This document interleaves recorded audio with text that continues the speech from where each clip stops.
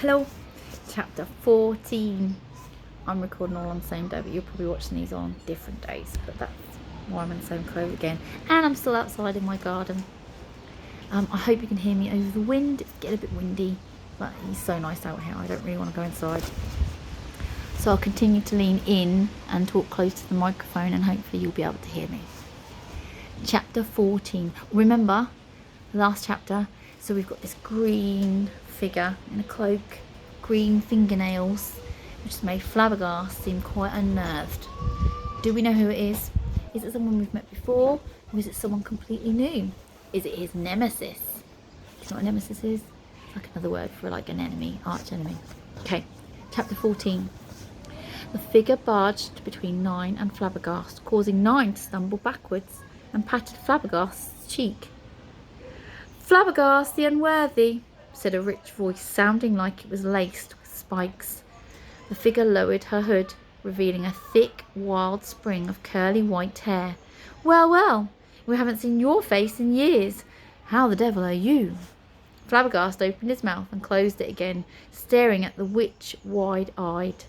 Nine pushed in beside Flabbergast and stared at the stranger. She was an older witch, with wrinkles forming frowns rather than smiles, and cold purple eyes. "He's fine," said Nine. "Who the devil are you?" Spoon jumped in onto Nine's shoulders. He drew his sword and pointed it at the witch. He draws his sword at any opportunity, doesn't he? The witch laughed without mirth. "I'm his aunt, Ophelia, the unpredictable. I say, Flabbergast, these are rather endearing creatures. Such well-trained pets you have." She twisted her hand into a claw-like shape, and a crackling green light shot out from her fingertips and gently flicked Spoon from Nine's shoulder. Spoon landed in a heap of kilt, sword and moustache, by Flabbergast's feet. "How dare you!" he roared, leaping to his feet.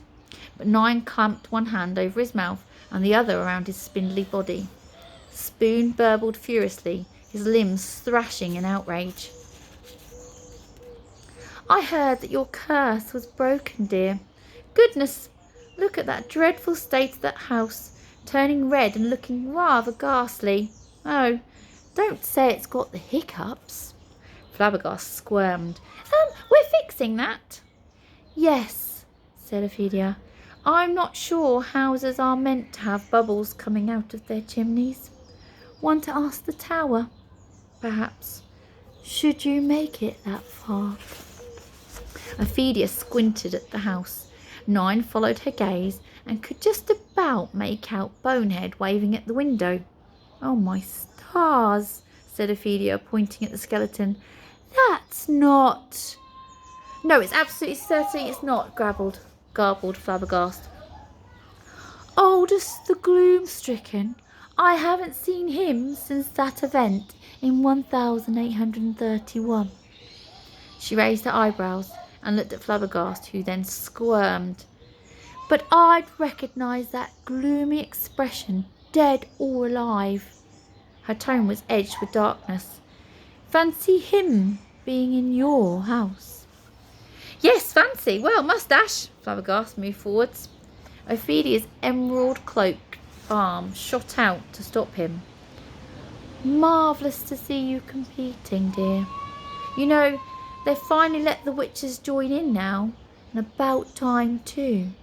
"Most splendid," said Flabbergast, nodding enthusiastically. "Such a shame your sister couldn't make it."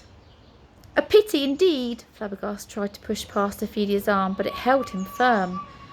"And of course, you'll have heard that Gazillion the Unstoppable has been released from the terrible spell that bound him."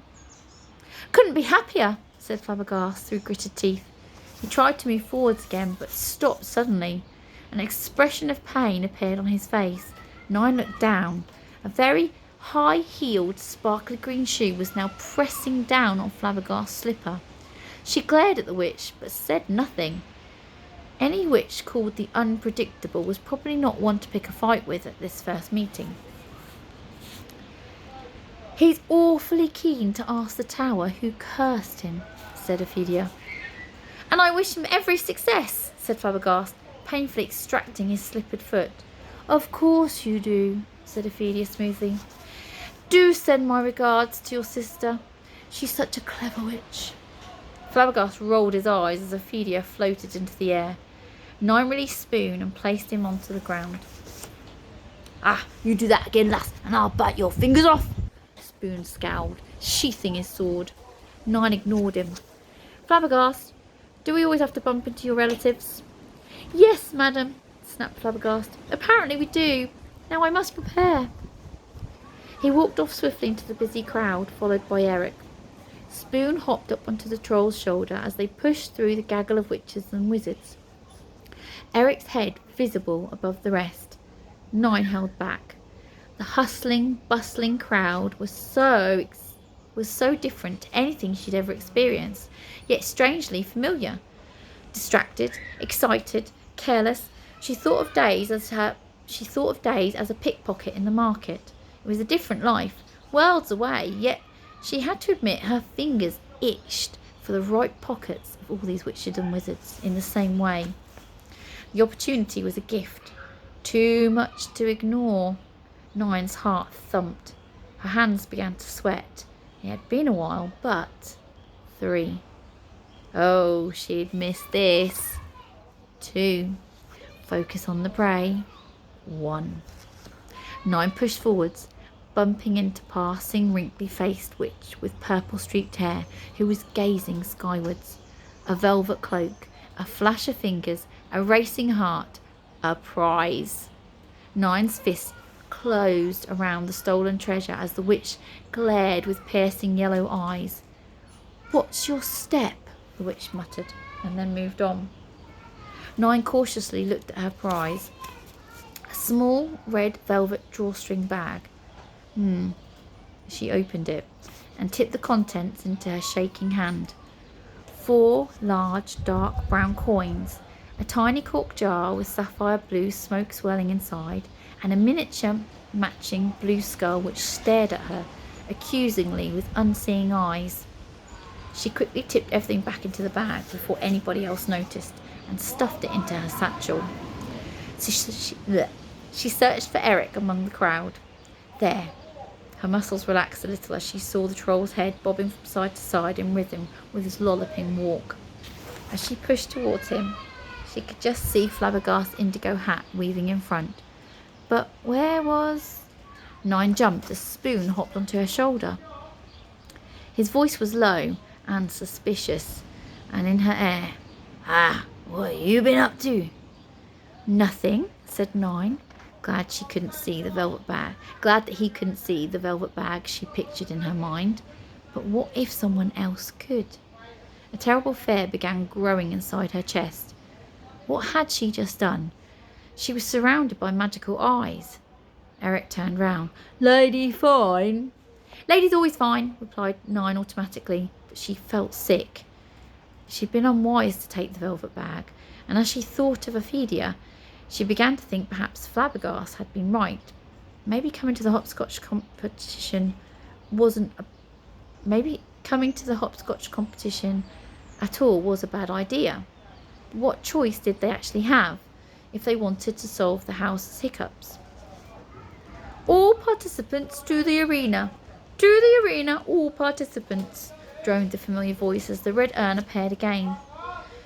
You can tell she loves her job, muttered 9, trying but failing to push the worries away. A golden whoosh of fireworks exploded into the air in the shape of number 10s, met by an excited rumble from the crowd. Hundreds of velvet-cloaked wizards and witches began rushing towards the arena like a swarm of colourful flies descending on a rotten apple. Then golden number 9 sparkled in the sky. Are you ready? Said 9. Then 8s. For which part? Said Flabbergast. 7s. Do you mean the part where I'm humiliated in front of everyone because I've not had a decent hopscotch practice for 3 years? 6s. Or do you mean the part where Gazillion, the recently unturnipped, finds out who turned him into a vegetable? Flabby's safe! Flabby's safe! Wailed Eric. 5s. I should do no such thing, sighed Flabbergast. I shall endure the hopscotch. I shall endure the hopscotch, confront the tower, cure the house hiccups, 4s, and prove to my aunt and everyone that I am worthy. And the wizard in his pyjamas lifted his nose up in the air, took a very deep breath, and tripped over his own cloak, falling flat on his face. 3s. Eric picked him up by the collar of his cloak and set him on his feet. 2s. Thank you, said Flabbergast. He hitched up his cloak and marched towards the arena. 1s. So chapter 5 takes us to the actual competition. And that takes us, I think that is halfway through our book. This one has got about 30 chapters. So we're halfway.